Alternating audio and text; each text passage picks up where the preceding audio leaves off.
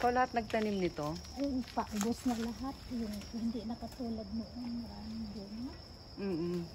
Eh, tapos na kasi ang ano eh. Summer. Nasaan na yung... hindi natin makita. Madilim. Ang alam. Madilim ba? Kung mayroon pang ano. Ayan po ka dyan. Hala, naulan na. Naku. Alam dyan. Ulan. Yasumi ka ngayon? Oo, bukas na pasok ako.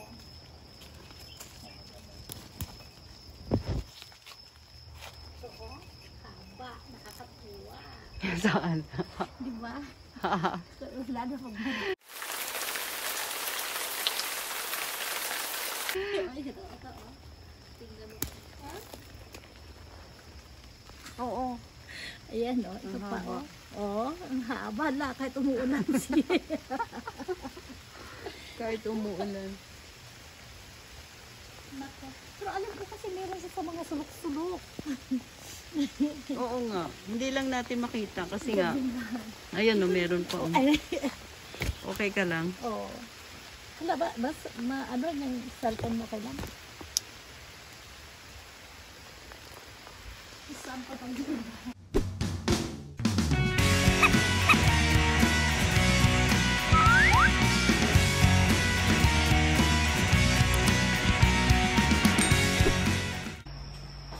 Hello guys, nandito na po kami sa kitchen.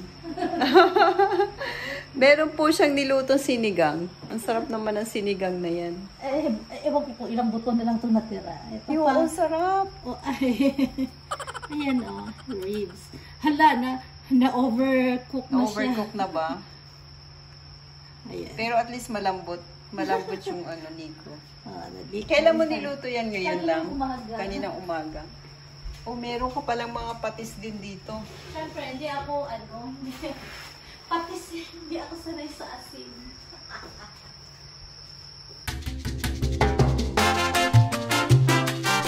Ito yung kaninang kinuha natin, no? Ano to? Piman. Mga piman. Piman, tsaka sitaw. Wala na ngayon. Wala na ngayon. Tapos ito, saan mo ito nabili? Wow, may chicken, ano ka? Ay, pasalubong sa akin ni Yami. Init. Abi, tanggalin ko to. Kasi, huwag mo nang pulit dito. Wow! Ito tagay. Kasi pinapatuyo ko. Ang ganda naman ng bahay mo. Ito na yung bahay mo. Ay, ko puti. Sorry. Wow, tinan mo naman. Oh, meron kang mga ano, Kasi lucky mga daw. halaman, oo. Lucky daw to. Anong pangalan ng halaman na to? Hindi mo 5 fingers. Itong 5. Oo nga, no. So, 1, 2, 3, 4, 5, Pag naging 6, pito daw yan ay mananalo daw ako sa loob. 7. 1, 2, 3, 4, 5. Ito 5. 1, 2, 3, 4, 5. Tama. Ito 4 lang siya. 4 fingers. 4 fingers. 1, 2, 3, 4, Ako pa 5. sa maliit na couch.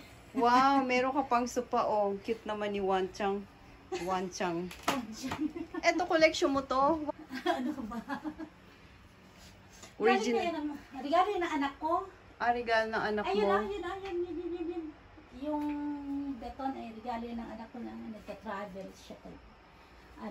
Kapag pag nasa ibang siya. Organize yung ano mo ba? Ay, ayoko na hindi organized kahit sa bahay. Kahit sa Pinas. Siya po yung may-ari ng bahay na to. Ayoko ng dugyot. Ayaw mo ng dugyot. Yes. Hello guys, welcome back to my channel. Nandito po ako ngayon sa apartment ni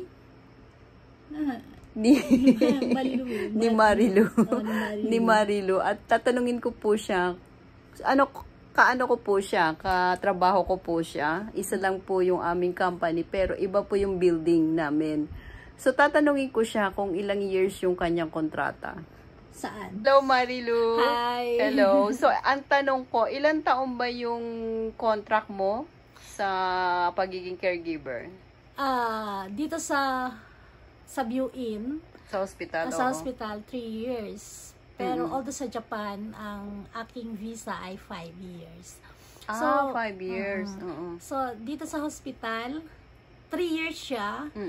Actually, yearly, renewable siya up to 3 years. Up to 3 years. Yearly. Yearly ka magre-renew. Kung i-renew ka nila, so depende yon sa performance mo sa work.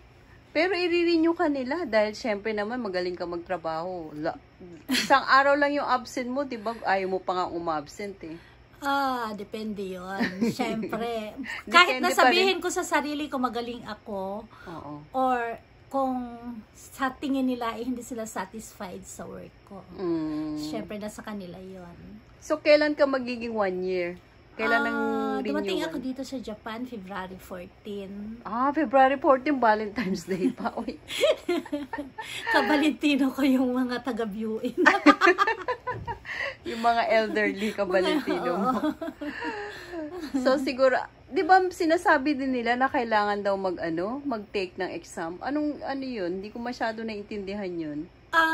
Yung kung gusto mo mag-upgrade, yung sa like GLPT or kasi ako GLPT GLPT passer ako. So GLPT passer ka ng N4. Oo.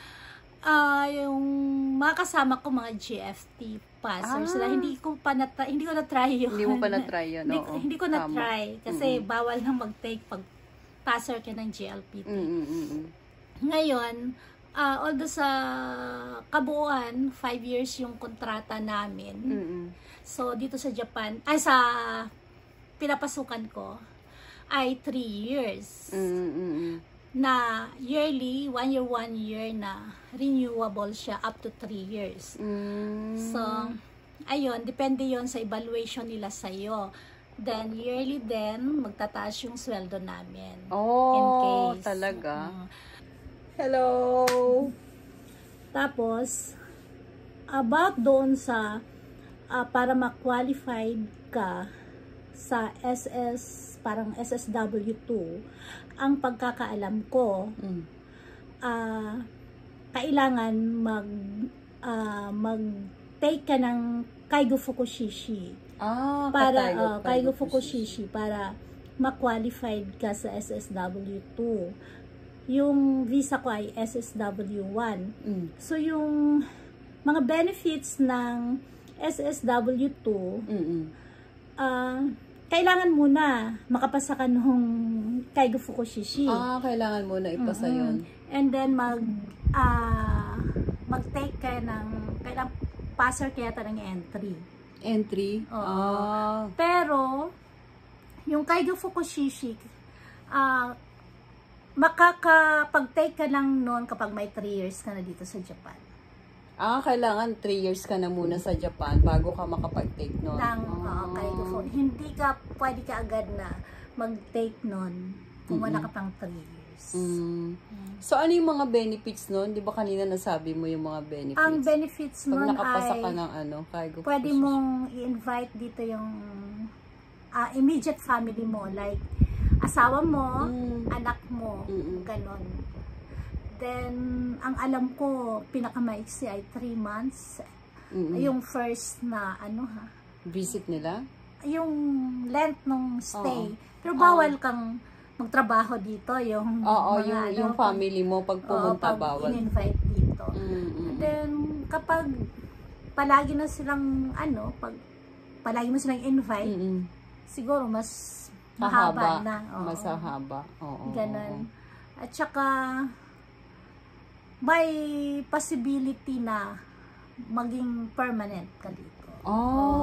Maganda. Di maganda. Oo, daw. Hopefully. Pero siguro, marami na rin siguro naging permanent, Hindi ko alam kasi hindi ko lang din alam. Bago yung, yung system ng Japan.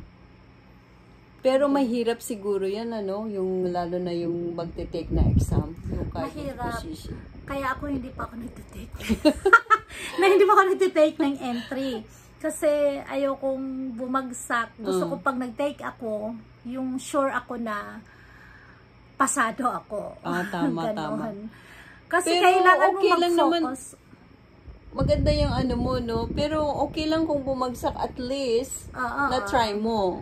Then, take again. Oo, pero kasi sa trabaho, pagka nandito ka sa Japan, pagka ang trabaho mo ay caregiver, lalo na sa hospital, talagang kailangan sacrifice ka. Oo, sacrifice. Mahirap ang trabaho ng caregiver, lalo na sa hospital. Pero ngayon wala ka na sa hospital, di ba? Oo, lumipat so, na ako. magaan na yung trabaho mo. Medyo magaan na. So, ang goal ko ay next year, magte-take ako ng entry. Kasi medyo magaan na yung... Hindi na ako masyadong stress. Nakaka-stress yung makita mo yung may mga sakit. Ayoko. Tapos yung... Bakit ka mai-stress? Naawa ako. Naawa ka. Naawa ako sa kanila. Yung may... Alam mo yun? Yung kung ano-anong sakit sa hospital. Ako, maawa ko sa kanila. Lalo na yung sa ward ko ay yung sa mga diabetic. Alam mo yung... grabe. Maraming beses akong umiyak sa awa. Talaga? Sa ngayon, so dito ngayon sa trabaho mo, masaya ako. Walang gaano may sakit. Wala. Wala. Ang kukulit lang nila. Ikaw kasi ngayon. may mga dementia sila. Dementia ang mga sakit nila. Yung iba, no, may dementia. At saka, yun lang, makulit. Pero madaldal naman ako, kaya okay lang. Okay lang na kulitin ka dahil kukulitin mo rin sila. Oo, sobra kong daldal.